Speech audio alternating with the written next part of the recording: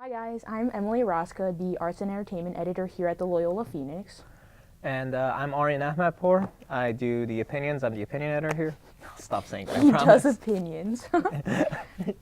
So this is our new film review series with the working title Unscripted. Yeah. We also will definitely take any suggestions for titles because it's a working title. It's a working title. It's an unscripted title. Yes, so feel free to leave comments. Unscripted is going to be a bi-weekly movie review series where we go see a newly released film in theaters and then give you our thoughts on it, a brief synopsis, and yeah, whether it's worth seeing. We're gonna critique it. Yeah. And the first half will be non-spoilers, so people who still want to see it can hear our thoughts and decide if they want to see it. And the second half is for spoilers, for people who have seen it and they want our thoughts on that, or they really don't care either way and they just want to hear about the Just wanna movie. watch the whole thing. Yeah. Yeah. So for this review, which is our very first one, we went to see Bad Times at the El Royale, which came out October 12th.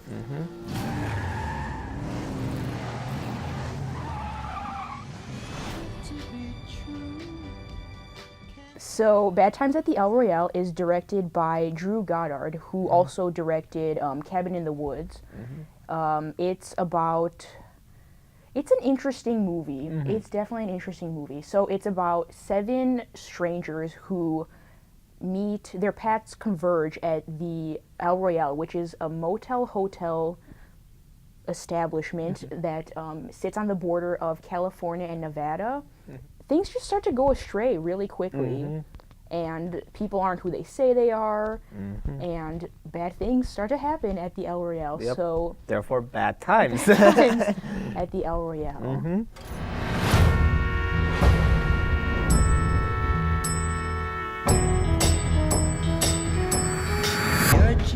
So what'd you think of the film?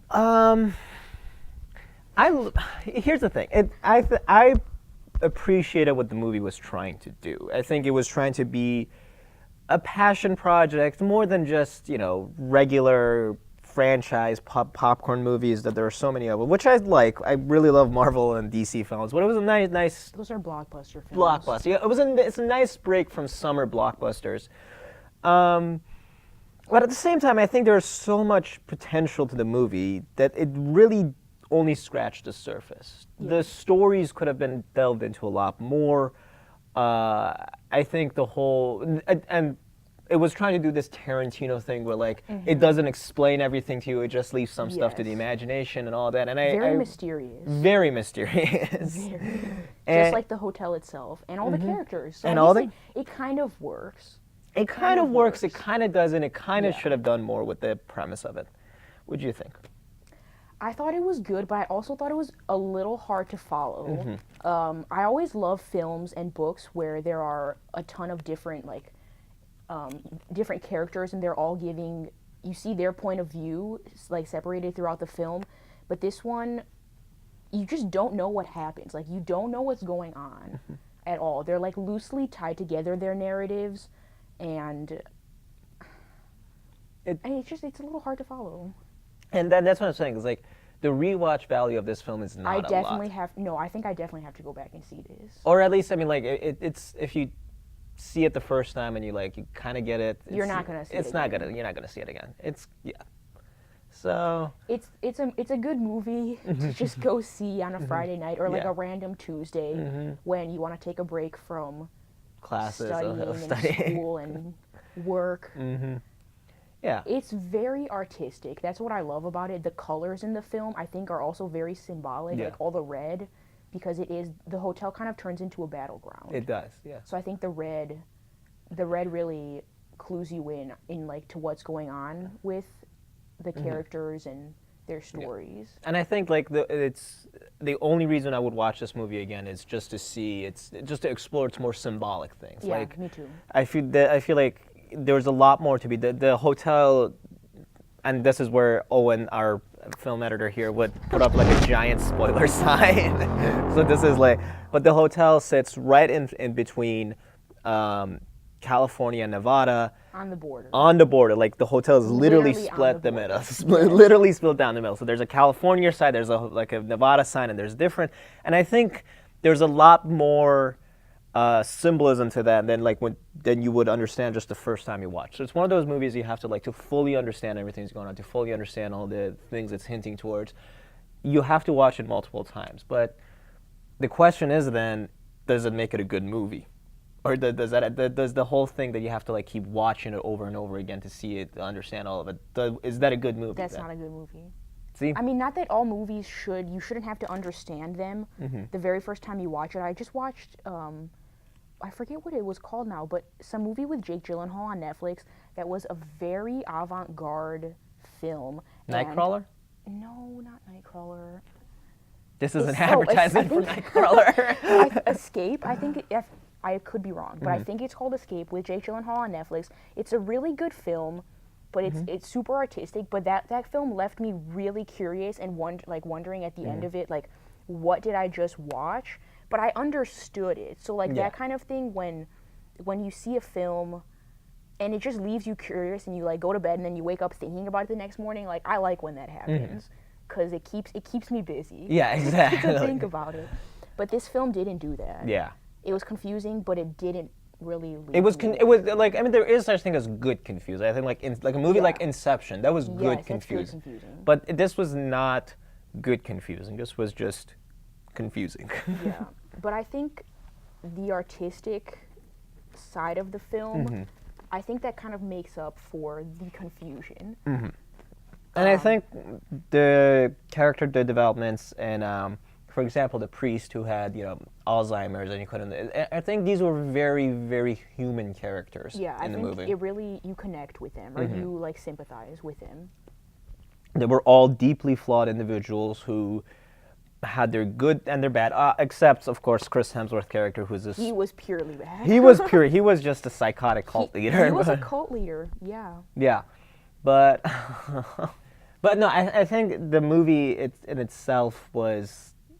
It was ambitious, and it was trying to do something different.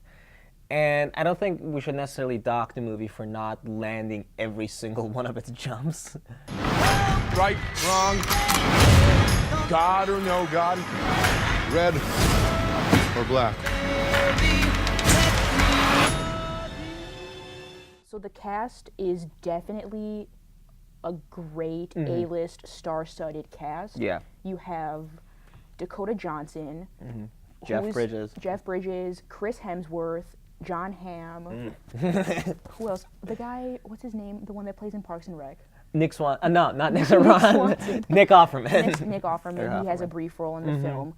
There were a lot of characters, and this goes back, I think, to the main flaw of the movie. It's just it had so much potential, and it just didn't go far enough. And I think John Hamm's character, again, spoiler. He died. He dies. Not right at the beginning, but he was the first. Like the first half hour of the movie, first of all, they killed Nick Offerman's character in the first 3 minutes. Yeah. So he comes back. He comes back in a brief flashback, but John Hamm's character was so underused, and the fact he could have been, if not the most fascinating character of the film, one of the most fascinating characters of the film. I think that the film could have definitely, had he lived, it could have definitely taken a very interesting route because he, spoiler, was actually an undercover FBI agent. So the moment when you found out that he worked for the FBI, I thought oh, this is an FBI film. They're gonna and they're doing an investigation. Yeah. But then he dies right away, and the movie doesn't follow up with. Yeah. And I think with that aspect. And I think throughout the whole movie, just the one problem for me was it didn't really knew what it wanted to be.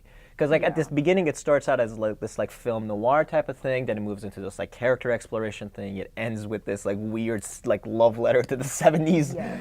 So and the movie in itself was confused. The movie in itself didn't really know what it wanted to be. The El Royale is a bi-state establishment. You have the option to choose a room in either California or Nevada. I think the hotel in and of itself is completely fascinating, and the fact that the bellhop, Miles Miller, who's played by Lewis Pullman, he's very lost, a God-fearing, just kind of a mess of a person, but he seems like a sweetheart. Yeah. The fact that he like basically runs the hotel and is the only staff on the hotel. He's the bellhop, he's the bartender, he's like The maid. the basically. maid. Yeah, he's room service, he's everything. And he's innocent, like he has an innocent demeanor, I think, but he's not innocent at all, and as he says throughout the like entirety of the film, Like, I've done he's bad done things. really bad things. He killed 120, 23, 25. He's killed 120 something people in Vietnam. Like, that's a lot Yeah. of people. Yeah. but he's an interesting character who definitely, I think the film focused on him a good amount. I really liked him. Yeah. But so the hotel, and you know from the very beginning when the first three guests like go to the lobby and to like check in, you know that something is off about that hotel because of Yeah. Miles's his demeanor. Yeah, like when he sees a priest, he says, like, this This is is no place for a priest. Yeah.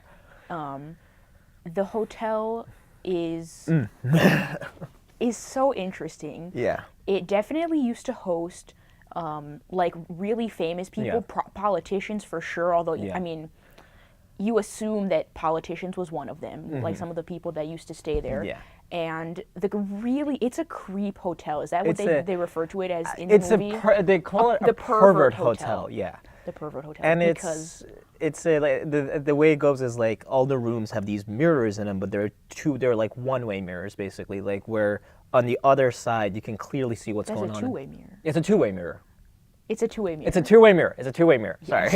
It's a two-way mirror, and like on the other side you can see like what's going on in the bedrooms, and it's like the way Miles describes it is they film the people in there and then they send it to management. Who's they? Management. They never describe what management is, No. and the actor, the main character, not main character, John Hamm's character, the FBI agent, he's in the hotel actually to retrieve some compromising videos The on film. like a really important person. And my bet is it was one of the Kennedys, and here's why. Because it says like it's a real important person, but then when they look through the film, they say, "Oh, this guy's dead. Why does it matter?" So that's why I think it was a I problem. could see that, yeah. Yeah. So that was, I think, one of the most interesting parts of the film. And I also loved the contrast between the hotel's like glamour and like very like The 70s like 70s. feel of the Yeah. hotel with the fact that it is a pervert hotel. It is. I mean, And that was a perverted decade. for sure. So I think that was a really interesting part of the film, but it didn't follow anywhere. Yeah. It was just, you have this tape that John Hamm's character wanted to get. Yeah. He dies right at the beginning, and then they do find the tape, and the tape is like, it's like breadcrumbs, Yeah. kind of, throughout the film, but you don't learn what's on the tape. You're left with really nothing to go off of. I think it was like the same problem with Lost. It was like it thought it was like so cool just leaving you with these questions, but it was just Yeah. frustrating the audience. The hotel could have been delved into a lot more. The film, it could have been delved into a lot more. Just the purpose. Why was John Hamm there? Why does it matter that he gets this footage about this dead guy who's, I guess was really important, was like this dead man's footage. Why does any of that matter? Exactly. So I don't think the film should have told the audience who Yeah. was on the tape, but I think if they would have just given a better perspective. yes and clue to like what was on there. I think audience members would have been so much more satisfied That's true. Yeah. to just kind of like wrap it up, but it doesn't wrap it up. It's like just a torn apart gift, basically. This movie, Yeah. It felt unfinished. yeah. Yeah. Could there be a second one?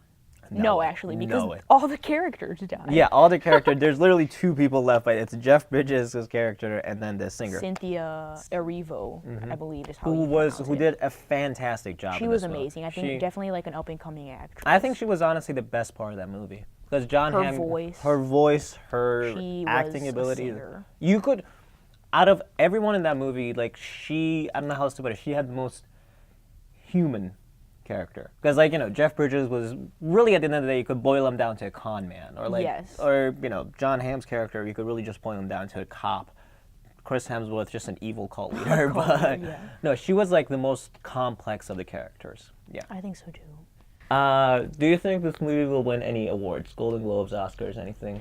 Definitely think it'll win some Golden Globes, but Oscar-wise, I think it has a decent chance, at least being nominated for Best Production Design. I agree with that. Because it was pretty. I would stay at the El Royale. I mean, if it wasn't such You didn't watch the movie, did you? if it was a normal hotel somewhere, it was a beautiful hotel. Yeah. What would you rate it?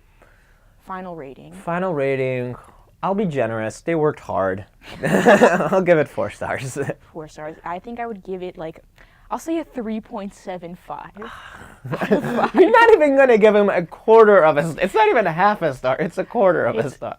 It's like a 1/4 below 4 though. Okay. Which is like acceptable. Okay, okay. Would we recommend this to the audience? If you like Tarantino movies, yeah. Or just artistic film Yeah. in general? Films that are trying to do something different. Yes, I would definitely see it. I think. In total, though, probably not. The No, general I would audience. recommend it. Yeah. If you're into movies, if you're a film student, or just a huge like movie nerd, 100% you should go see this film. Okay. Cool. Well, that was Unscripted, our review for Bad Times at the El Royale. Thank you guys for watching. Please feel free to leave any comments in the comment section, and we'll see you with our next review. All right. Bye, guys. Adios. Bye.